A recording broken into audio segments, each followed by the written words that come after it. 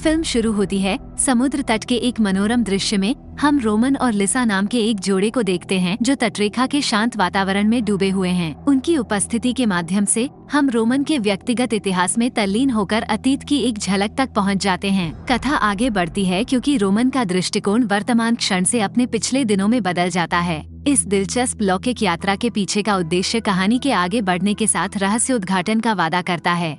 वर्तमान में परिवर्तन करते हुए हमारा ध्यान रोमन की ओर जाता है, जो अपने भाई एल्बर्ट के साथ एक घने जंगल के माध्यम से लंबी पैदल यात्रा पर निकलता है।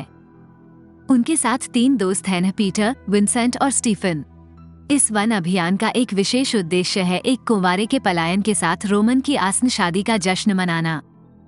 समूह में से स्टीफन गाइड के रूप में सामने आता है, जो अतीत में अपने पिता के साथ अक्सर जंगल जाता था।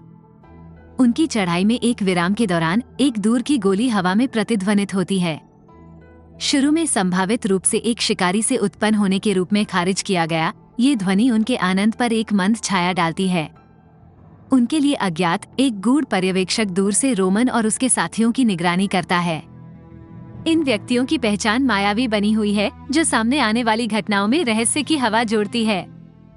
जैसे जैसे चढ़ाई आगे बढ़ती है और समूह अपने वाहन की ओर अपने कदम पीछे हटाता है, एक अप्रत्याशित खोज प्रतीक्षा करती है। एक कपड़े का गेंडा एक पेड़ के पास आराम कर रहा है। जंगल में इस खिलौने की अकथनीय उपस्थिति सवाल उठाती है, हालांकि समूह की प्रतिक्रिया मौन बनी हुई है।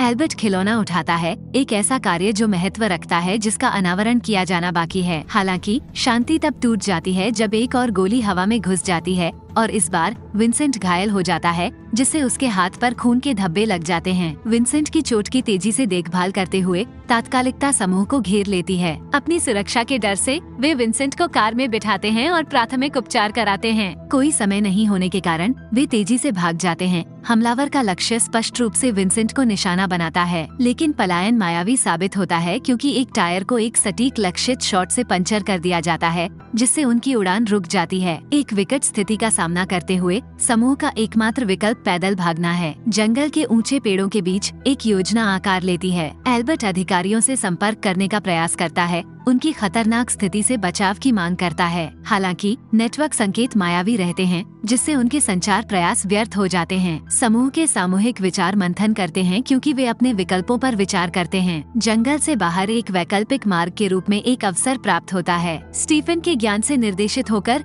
वे भूल भुलैया वाले जंगलों से गुजरते हैं और बाहर निकलने की कोशिश करते हैं। जंगल के ऊंचे पेड़ों के बीच एक योजना आकार लेती है। एल्बर्ट अधिकारियों से संपर्क करने का प्रयास करता है, उनकी खतरनाक स्थिति से बचाव की मांग करता है। हालांकि नेटवर्क संकेत मायावी रहते हैं, जिससे उनके संचार प्रयास व्यर्थ हो जाते हैं। समूह के सामूहिक विचार मंथन करते हैं क्योंकि वे अपने विकल्पों पर विचार करते हैं। जंगल से बाहर एक वैकल्पिक मार्ग के रूप में एक अवसर प्राप्त होता है। स्टीफन के ज्ञान से निर्देशित होकर वे भूल भुलैया वाले जंगलों से गुजरते हैं और बाहर निकलने की कोशिश करते हैं। अब जंगल के किनारे खड़े उनका ध्यान एक नदी के किनारे तैनात एक गूढ़ महिला द्वारा आकर्षित किया जाता है। उनकी सामूहिक प्रगति उन्हें उनके करीब लाती है। सहायता के लिए उनकी अपील पूरे विस्तार में प्रतिध्वनित होती है। फिर भी एक परेशान करने वाला मोड़ आकार लेता है क्योंकि महिला उनकी ओर मुड़ती है। उसकी गति से पास में पड़ी एक बंदूक का पता चलता है। एक पल में उन्हें पता चलता है कि जो गोलियां उन्होंने पहले चलाई थी, वे इसी महिला पर चलाई गई थी। ये पता चला है कि अनुमानित खदान अब शिकारी है।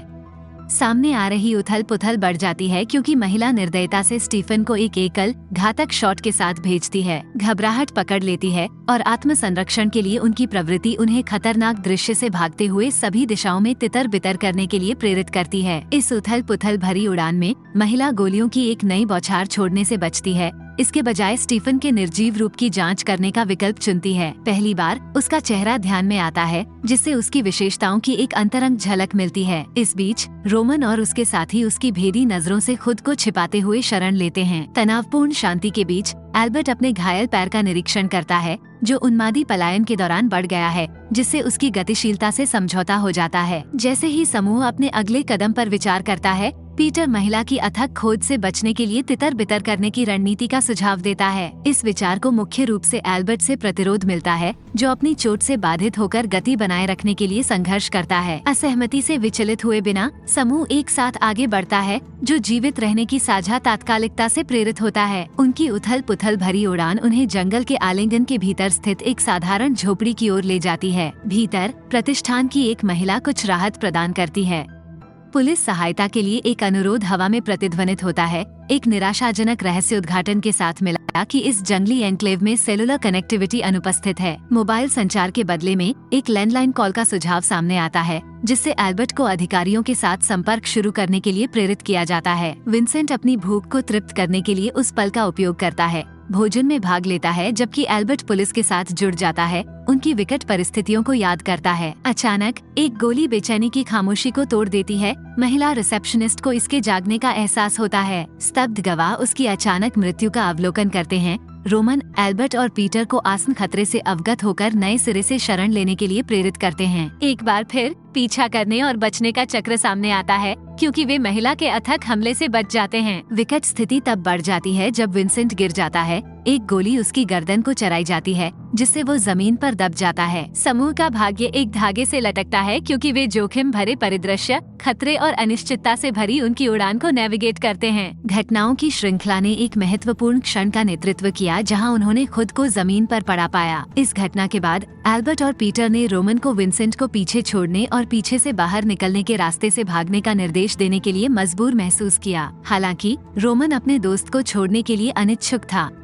उसकी शुरुआती हिचकिचाहट के बावजूद रोमन उसकी सहायता करने के प्रयास में विंसेंट तक पहुंचने में कामयाब रहा। दुखद रूप से इससे पहले कि वो सहायता प्रदान कर पाता, एक और गोली चली, जो विंसेंट के सिर पर लगी और उसके जीवन को अचानक समाप्त कर दिया। इस नुकसान का बोझ रोमन पर भारी पड़ा, जिससे वो तबाह हो गया। जीवित रहने के लिए तीनों घटनास्थल से भागने में कामयाब रहे, लेकिन एल्बर्ट के पैर के घाव के बिगड़ने के कारण एक और जटिलता पैदा हो गई, जिससे उनकी चलने की क्षमता गंभीर रूप से बाधित हो गई। इस बीच महिला हत्यारे के रूप में जानी जाने वाली अथक खोजकर्ता ने आसपास के जंगल में उनकी खोज जारी रखी। इस निरंतर धमकी ने तीनों को राहत का कोई भी मौका छोड़ने के लिए मजबूर कर दिया। अपने जीवन की रक्षा करने के लिए दृढ़ संकल्पित, वे घायल एल्बर्ट का यथासंभव समर्थन करते हुए आगे बढ़े। जैसे ही उन्होंने अपना पलायन जारी रखा, महिला हत्यारे की अशुभ आकृति फिर से सामने आ गई। तीनों का भागने का प्रयास व्यर्थ रहा, क्योंकि महिला हत्यारे ने बंदूक चलाते हुए उनका सामना किया। आत्मसमर्पण अपरिहार्य लग रहा था, फिर भी महिला हत्यारे ने ट्रिगर खींचने से परहेज किया,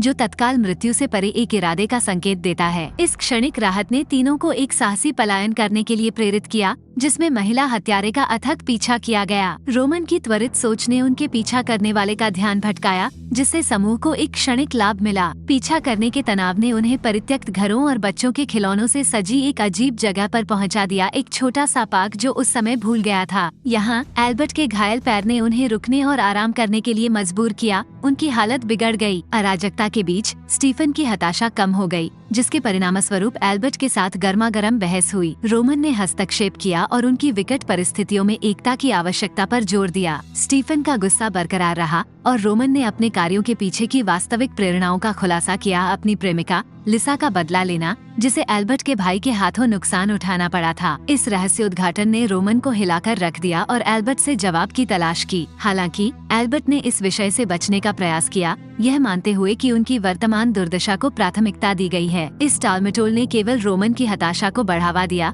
जिससे वो अस्थायी रूप से एल्बर्ट से खुद को दूर करने के लिए प्रेरित हुआ। उनकी एकांत खोज उन्हें पास के एक घर तक ले गई। एक अप्रत्याशित खोज सामने आई। यह निवास किसी और का नहीं बल्कि महिला हत्यारी ईवा का था, जैसा कि रोमन को उसके कब्जे में एक लेख के माध्यम से पता चला था। इस लेख में एक दुखद घटना का वर्णन किया गया है, जहां ईवा के बच्चे ने कई साल पहले एक वन दुर्घटना में अपनी जान गंवा दी थी। आगे की जांच में एक लैपटॉप पर एक वीडियो का पता चला, जिसमें ईवा के गहरे दुख की घटनाओं का दस्तावेजीकरण किया गया था। नशे में धुत पर्वतारोहियों के एक समूह ने नदी के किनारे ईवा का सामना किया था, जिसकी परिणति एक घातक गोली में हुई थी जिसने उसके बच्चे की जान ले ली थी। ये रहस्य उद्घाटन ईवा की प्रतिशोध की अथक खोज पर प्रकाश डालता है। उसकी पीड़ा और टूटी हुई मानसिक स्थिति ने उसे उन लोगों को खत्म करने के लिए प्रेरित किया जिन्हें वह अपने बेटे की मौत के लिए जिम्मेदार मानती थी। पहेली के टुकड़े अंततः रोमन के लिए जगह पर आ गए क्योंकि उन्होंने उस भयावह अतीत को समझा जिसने ईवा के कार्यों को प्रेरित किया था। उसके बच्चे के विनाशकारी नुकसान ने उसके मानस को अपरिवर्तनीय रूप से बदल दिया था,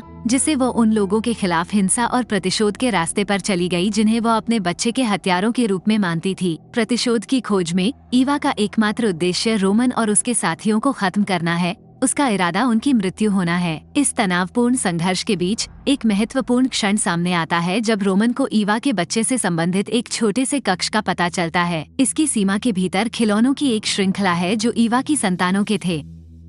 ये रहस्य उद्घाटन फिल्म के पहले के दृश्य से जुड़ता है जिसमें एक गेंडा है जो ईवा के बच्चे का प्रतीक है। कहानी एक मनोरंजक मोड़ लेती है क्योंकि स्टीफन जंगल में अकेले जाते हुए अचानक एक गोली से मारा जाता है जिससे वो अक्षम हो जाता है। गोली की जोरदार रिपोर्ट रोमन को अपने निवास से बाहर निकलने के लिए मजबूर करती है। स्टीफन द्वारा लिए गए प्रक्षेपवक्र का पता लगाती है। रोमन का दोस्त एल्बर्ट सहज रूप से अज्ञात में उसका पीछा करता है। उस स्थान पर जहां स्टीफन घायल पड़ा था वे ईवा को खड़े, सशस्त्र और उनका सामना करते हुए पाते हैं। स्टीफन को बचाने के लिए एक आवेगपूर्ण भीड़ रोमन को आग की रेखा की ओर ले जाती है। केवल एल्बर्ट को हस्तक्षेप करने के लिए रोमन की प्रगति को रोकता है। अफसोस की बात है कि इस हस्तक्षेप के परिणामस्वरूप एल्बर्ट ने स्टीफन को घातक रूप से गोली मार दी। इन उथल पुथल भरी घटनाओं के बीच ईवा का अथक पीछा एक अप्रत्याशित मोड़ लेता है क्योंकि वो रोमन को निशाना बनाती है जिससे वो गंभीर रूप से घायल हो जाता है। उल्लेखनीय लचीलापन प्रदर्शित करते हुए रोमन घायल एल्बर्ट को ले जाने और शरण लेने का प्रबंधन करता है